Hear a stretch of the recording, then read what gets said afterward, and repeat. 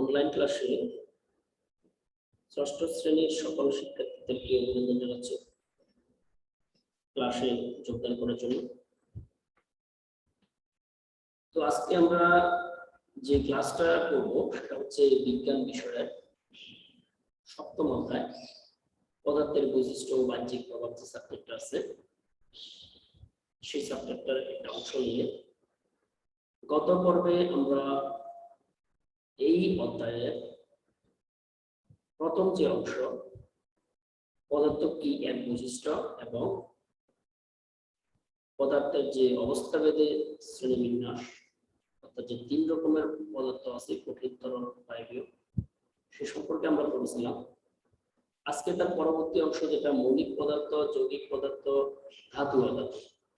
যদিও আমাদের বইতে সরাসরি ধাতু অধাতু সম্পর্কে বলা আছে, কিন্তু ধাতু অধাতু পড়ার আগে আমাদেরকে মৌলিক পদার্থ সম্পর্কে যেহেতু জানতে হয়, সেজন্য মৌলিক পদার্থ, যৌগিক পদার্থর পরিচিতি দিয়ে ধাতু অধাতু আমরা শুরু করতে চাচ্ছি। তো শুরুতে আমি গত পর্বের পরে আজকেও পদার্থকে আমরা নতুন আঙ্গিকে ক্লাসিফিকেশন করব, যেটা হচ্ছে পদার্থকে আমরা বিভিন্নভাবে ক্লাসিফিকেশন করতে পারি। অর্থাৎ গত ক্লাসে যেটা পড়েছিলাম সেটা হচ্ছে অবস্থা ভেদে, আজকে ঘটন ভেদে পদার্থকে আমরা দুই ভাগে ভাগ করবো। সেটা একটা হচ্ছে মৌলিক পদার্থ, একটা হচ্ছে যৌগিক পদার্থ। আমরা যেটা বলতে চাচ্ছিলাম, পদার্থকে আমরা তার গঠনের উপর ভিত্তি করে শুরুতে দুইটা ভাগে ভাগ করবো, একটা হচ্ছে মৌলিক পদার্থ, একটা হচ্ছে যৌগিক পদার্থ। এই মৌলিক পদার্থটা আবার দুই রকম, একটা হচ্ছে ধাতু হতে পারে, অধাতু হতে পারে।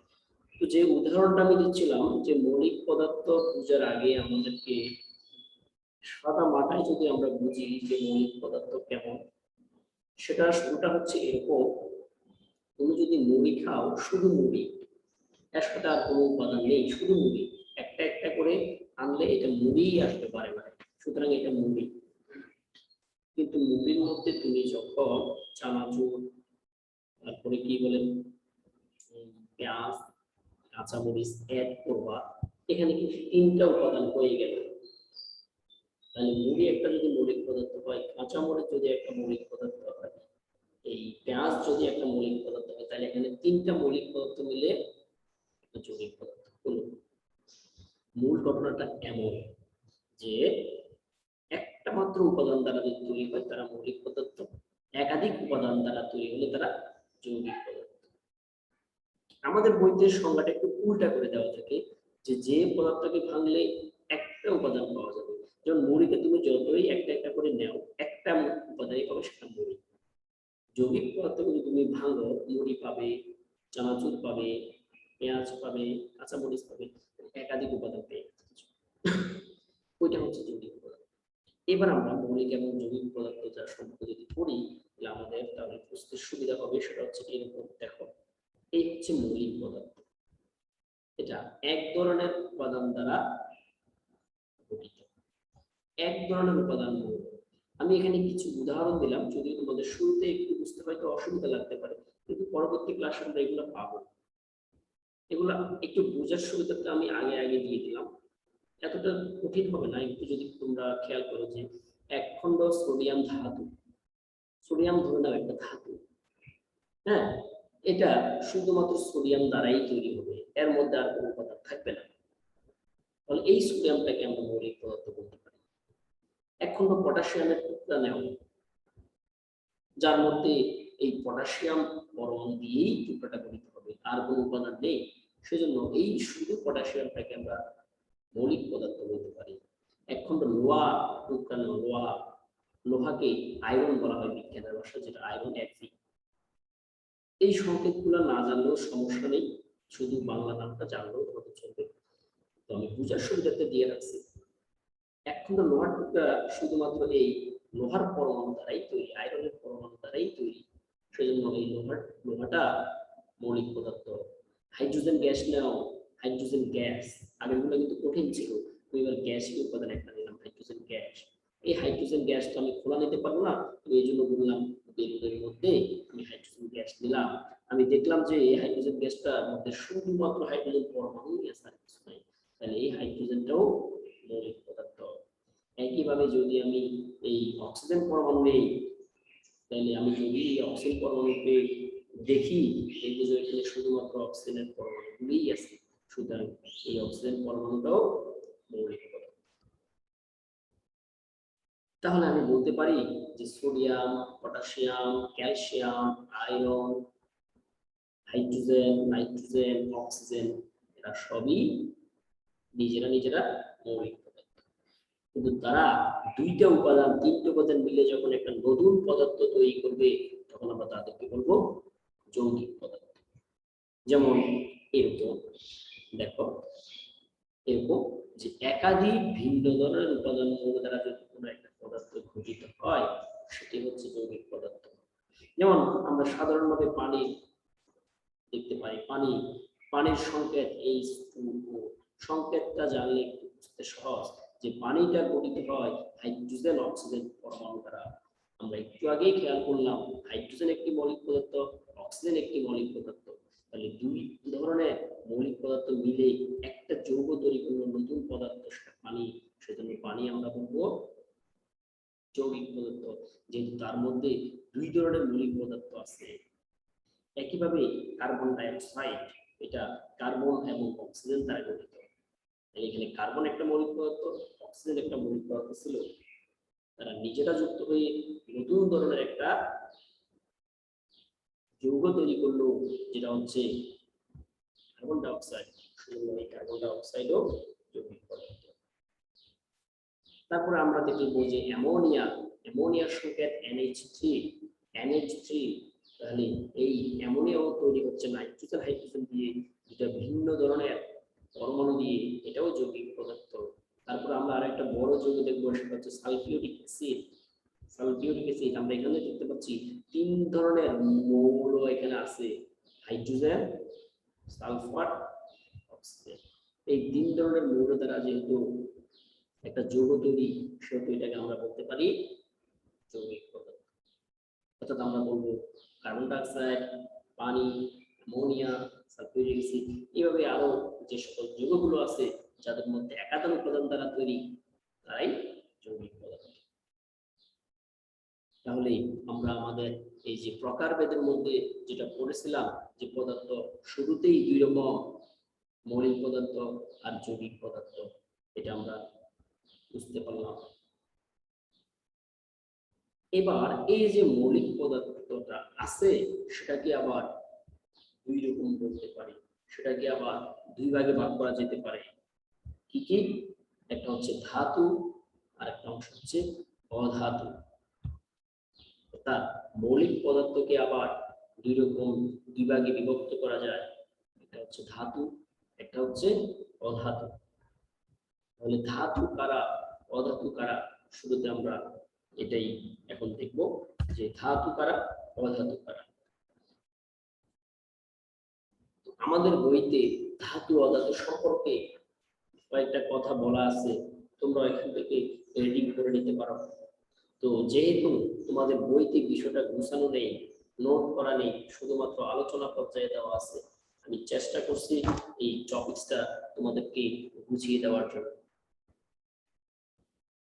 এই যে ধাতু, ধাতু কারা, আমরা দেখবো ধাতু হচ্ছে এই ধাতু কারা, আমরা এখন একটু দেখবো যে ধাতু আমরা কাদেরকে বলবো। আমরা যদি দেখি যে ধাতু হচ্ছে ওই সকল মৌলিক পদার্থ সমূহ যারা চকচকে, শুরুতে হচ্ছে তারা চকচকে হয়, অর্থাৎ মৌলিক পদার্থের মধ্যে যারা চকচকে তারাই হচ্ছে কি ধাতু। অর্থাৎ ধাতুগুলো চকচকে হয়, তারা উজ্জ্বল হয়, তাদেরকে আমরা দেখলে একটু উজ্জ্বল দেখি, স্পষ্ট দেখি, চকচকে দেখি। তারপরে বৈশিষ্ট্য হচ্ছে তারা কি শক্ত প্রকৃতির হয়। ধাতুগুলো নরমালি শক্ত প্রকৃতির হয়, তবে দু একটা যে ভিন্ন হবে না এরকম না, দু একটা ভিন্ন হতেও পারে, নরমালি সবগুলোই বেশিরভাগই শক্ত বা কঠিন হয়, সেজন্য আমরা বলতে পারি ধাতুগুলো মোটামুটি শক্ত বা কঠিন প্রকৃতির হয় এবং তারা চকচকে হয়। তারপর হচ্ছে যে আঘাত করলে এরা শব্দ করবে। যেহেতু এরা ধাতু, এদেরকে আমি শক্ত বলতেছি, তাহলে অবশ্যই আঘাত করলে তারা একটা শব্দ করবে। ধাতুর তৈরি যে কোনো একটা জিনিস, লোহা, তামা, টিন, টিন হতে পারে, তামা, লোহা, যে কোনো ধরনের উপাদান তুমি একটু আঘাত করো, এখানে টং টং শব্দ হবে। আমরা এটা বলতে পারি আঘাত করলে এটা শব্দ হবে। তাহলে আমরা কি বুঝলাম? এরা চকচকে, এরা শক্ত হয়, এরা আঘাত করলে শব্দ করে। তারপরে বলতে পারি তাপের সুপরিবাহী। তাপের সুপরিবাহী অর্থাৎ এরা তাপ পরিবহন করবে। তুমি এদেরকে দিয়ে তাপ ট্রান্সফার করতে পারো, এরা উত্তপ্ত হবে। যেমন তুমি একটা লোহার টুকরা এক প্রান্ত গরম করো, আস্তে আস্তে তোমার হাতের প্রান্ত পর্যন্ত গরম অনুভব করবে, অর্থাৎ তাপটা এক প্রান্ত থেকে আরেক প্রান্তে চলে আসছে। তার মানে এই ধাতুগুলো তাপ পরিবহন করতে পারে। আরেকটা উদাহরণ বৈশিষ্ট্য হচ্ছে তারা বিদ্যুৎ পরিবাহী, অর্থাৎ এই যে ধাতুগুলো আছে তারা বিদ্যুৎ পরিবহন করে। আমরা জানি আমাদের যে বাসা বাড়িতে যে বৈদ্যুতিক তারগুলো আছে, এগুলা ধাতুর তৈরি, তামার তৈরি, এগুলো হচ্ছে বিদ্যুৎ পরিবাহী। একইভাবে শুধু তামা নয়, যে কোনো ধাতুই কম বেশি বিদ্যুৎ পরিবহন করবে। তাহলে আমরা ধাতুর বৈশিষ্ট্যগুলো কি জানলাম? এরা চকচকে হয়, এরা কঠিন প্রকৃতির হয় বা শক্ত হয়, আঘাত করলে এদের শব্দ হবে, এরা তাপ পরিবহন করবে, এরা বিদ্যুৎ পরিবহন করবে। তাহলে সংজ্ঞাটা আমরা এখান থেকে বলতে পারি যে সকল পদার্থ চকচকে, শক্ত, আঘাত করলে শব্দ হয়, তাপ ও বিদ্যুৎ সুপরিবাহী, তাদেরকে ধাতু বলে। এখন কয়েকটা ধাতুর আমরা উদাহরণ দেখতে পারি। এরা হচ্ছে ধাতু। কতগুলো ধাতুর আমরা উদাহরণ দেখতে পারি যারা ধাতু, তারা কে? অ্যালুমিনিয়াম, আয়রন বা লোহা, সোডিয়াম, পটাশিয়াম, তামা, সোনা, রূপা। অর্থাৎ এরা সকলেই ধাতু, এজন্য তারা কম বেশি সকলেই বিদ্যুৎ পরিবহন করবে, তাপ পরিবহন করবে, আঘাত করলে শব্দ করবে, তারা শক্ত প্রকৃতির হবে এবং তারা চকচকে হয়। তুমি প্রতিটা উপাদানই দেখো, এরা আমাদের চোখের মধ্যে দেখলে চকচকে মনে হবে। তারপরে আমাদের পরবর্তী অংশ আসতেছে যে অধাতু। অধাতু আমাদের সর্বশেষ এই ক্লাসিফিকেশনের মধ্যে যেটা আমরা দেখলাম সেটা হচ্ছে অধাতু। তাইলে অধাতু কারা, আমরা এখন একটু দেখবো। ঠিক ধাতুর বিপরীত বৈশিষ্ট্য সম্পর্ক।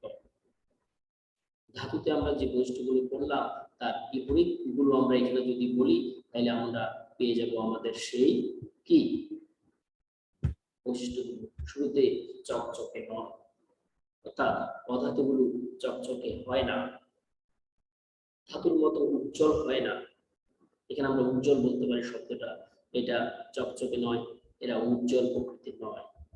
এখন ধাতুগুলো ছিল কঠিন প্রকৃতি, কিন্তু এরা কঠিনও হয় না, এরা হয় মূলত গ্যাসীয় প্রকৃতি, কিছু কিছু তরল হতে পারে। সেজন্য আমি তরল ও গ্যাসীয় এই দুটা লিখে রাখলাম।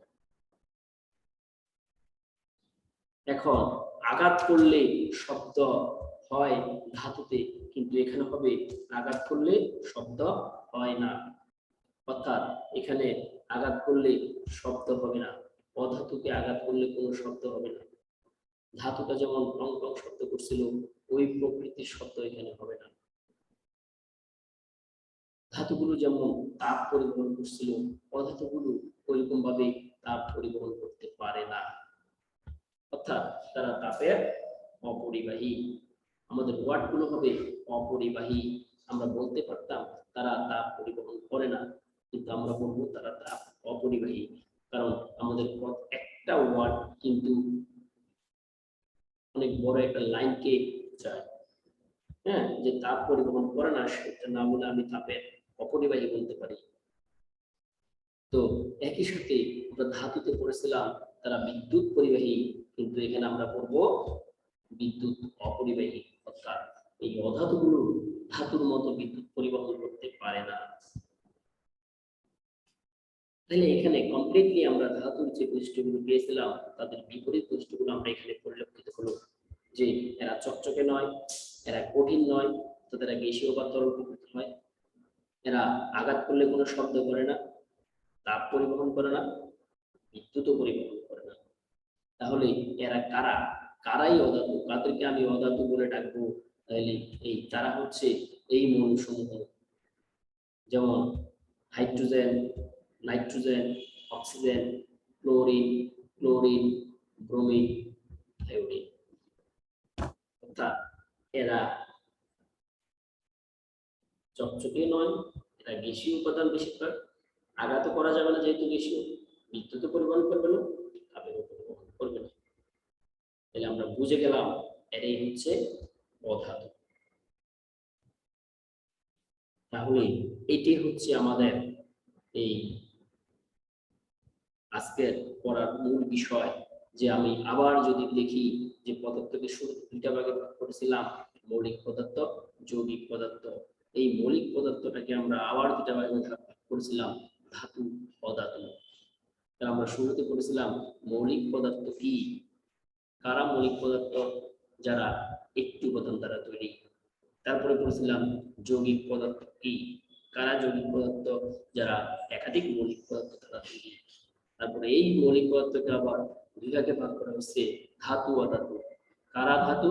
এই যারা চকচকে, শক্ত, আঘাত করলে শব্দ করে, তাপ ও বিদ্যুৎ সুপরিবাহী। আর অধাতু কারা? যারা চকচকে নয়, আঘাত করলে শব্দ করে না, তাপ ও বিদ্যুতের অপরিবাহী, তারই হচ্ছে অধাতু। তাহলে এই হচ্ছে আমাদের আজকের টপিকস। এই হচ্ছে আমাদের আজকের টপিকস। আমরা আগামী ক্লাসে আমাদের এর পরবর্তী অংশ নিয়ে আসবো। ততক্ষণ পর্যন্ত সবাই সুস্থ থাকবে। ধন্যবাদ সকলকে আজকের ক্লাসে এই উপস্থিত থাকার জন্য।